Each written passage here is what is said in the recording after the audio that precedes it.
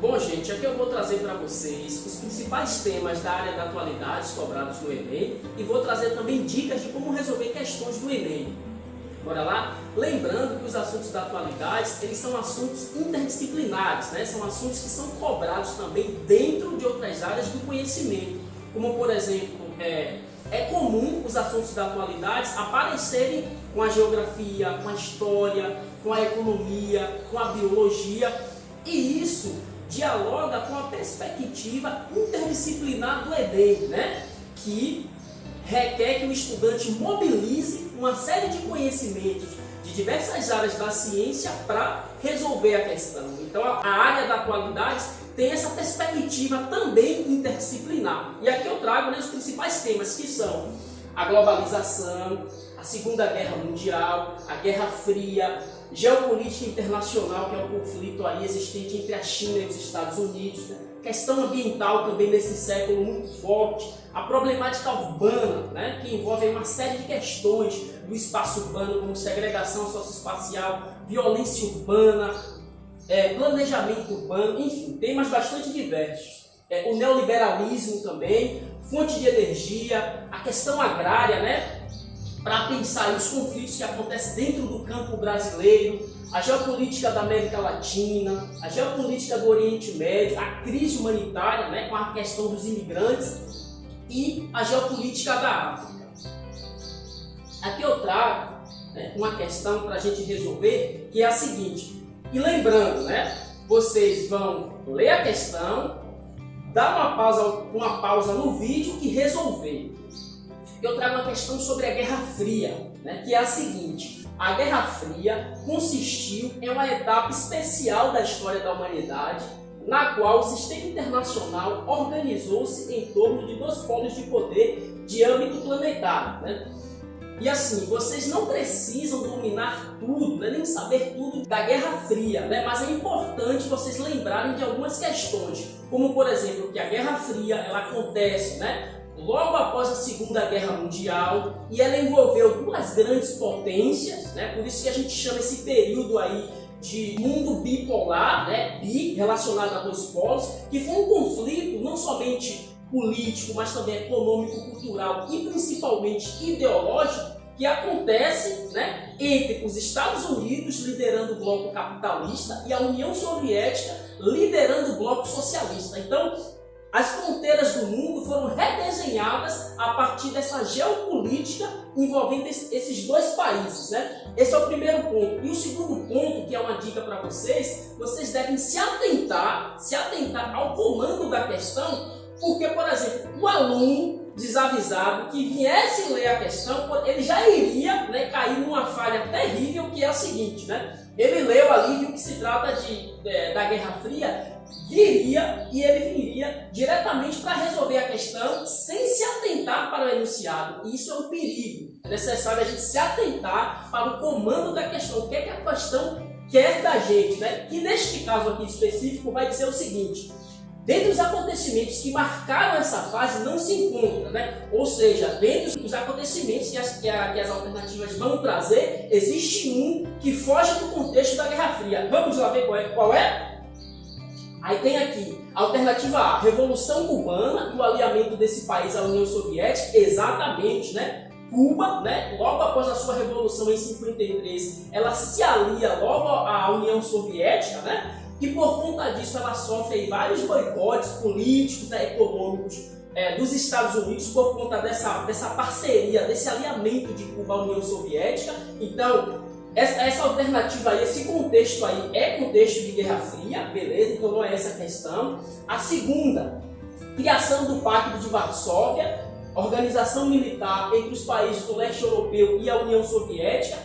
Também, né, vocês têm que lembrar que esse Pacto de Varsóvia, ele é uma resposta da União Soviética a um outro pacto criado pelos Estados Unidos, que é a OTAN, a Organização dos Países do Atlântico Norte, e ambos os pactos, praticamente, eles tinham os mesmos objetivos, né, que era fornecer ajuda aos países aliados, né, se porventura viesse sofrer algum ataque, né, do opositor, e além disso, ele visava também acabar com as células de influência do regime opositor dentro dos seus territórios, né? Então a ideia era acabar com as células do capitalismo dentro dos países aliados do socialismo e vice-versa, né? Então esse pacto aí acontece também dentro do contexto da Guerra Fria. Alternativa C vai dizer o seguinte: construção do Muro de Berlim, dividindo a cidade em duas áreas, uma capitalista e a outra socialista. Também, vocês devem lembrar, né, que a construção do Muro de Berlim ela é um dos grandes marcos, né, da Guerra Fria, né? Esse Muro de Berlim ele acabou dividindo a Alemanha em duas partes, uma oriental, aliada ao socialismo da União Soviética, e uma ocidental, aliada aos interesses do capitalismo. E vocês devem lembrar que a construção desse muro se deu, primeiro, né, após a Segunda Guerra Mundial, em 1945, praticamente todos os países da Europa, né, eles saem arrasados da guerra, a Alemanha principalmente. Só que, no entanto, os Estados Unidos ele passa a investir nesses países para eles se recuperarem da guerra. E além disso, né, investindo nesses países, eles obtinham também uma área de influência. Então era interessante os Estados Unidos, né, investirem nesse país para fazer alianças futuramente com esses países. E a construção desse Muro de Berlim, ele se dá justamente por isso, para impedir que pessoas de um lado da Alemanha passassem para o outro. Isso também é contexto da Guerra Fria, né? Alternativa D, Guerra do Vietnã, que foi motivada por questões ideológicas e contou com a intensa participação do exército norte-americano. Perfeito, também. Essa questão também é contexto de Guerra Fria. E vocês devem lembrar sobre a Guerra do Vietnã, que esse conflito, né, ele praticamente matou aí entre 1,5 milhão a 3 milhões, né, de pessoas de ambas as partes, né? E a participação dos Estados Unidos, né, nessa guerra, inicialmente ela não é tão intensa, ela não é tão efetiva assim, né? Porque os Estados Unidos, nesse primeiro momento, ele cumpre o papel somente de mandar armamentos, né, e treinamento militar, a parte do Vietnã do Sul, que era o seu aliado, né, contrário ao Vietnã do Norte, que era aliado aí da União Soviética, né? Somente após um incidente de afundamento de um navio dos Estados Unidos, que ele acusa o Vietnã do Norte, e também a morte, né, do então presidente Kennedy, que é substituído por Johnson, os Estados Unidos resolvem ativamente entrar no conflito. E aí mobiliza uma série de soldados, né, até o Vietnã. E outra característica também desse conflito é que as cenas de guerra elas foram transmitidas ao vivo e espalhadas para todo mundo. E isso acabou gerando uma série de manifestações, de reações da população dos Estados Unidos contrária à participação dos Estados Unidos nessa guerra, né? E isso acabou gerando assim uma pressão muito forte para os Estados Unidos sair da guerra, né? Vocês têm que lembrar também que essa foi a primeira experiência de uso de arma biológica em guerra, que foi os Estados Unidos, quando lançou vários produtos químicos, tanto nas florestas, né, porque as florestas do Vietnã ela servia de abrigo, de estratégia de guerra para os seus soldados, né, e também o uso desses produtos químicos nas pessoas. Então cenas de pessoas saindo correndo, né, por conta dos produtos químicos que os Estados Unidos lançou, foram muito comuns. Imagens também dos aldeões pobres do Vietnã sendo invadido por militares, né, estadunidenses. Isso também gerou muita reação. Então esse conflito aí acontece também dentro do contexto da Guerra Fria. E a letra E vai dizer o seguinte: Guerra do Golfo, iniciada após as tropas iraquianas terem invadido o Kuwait, né?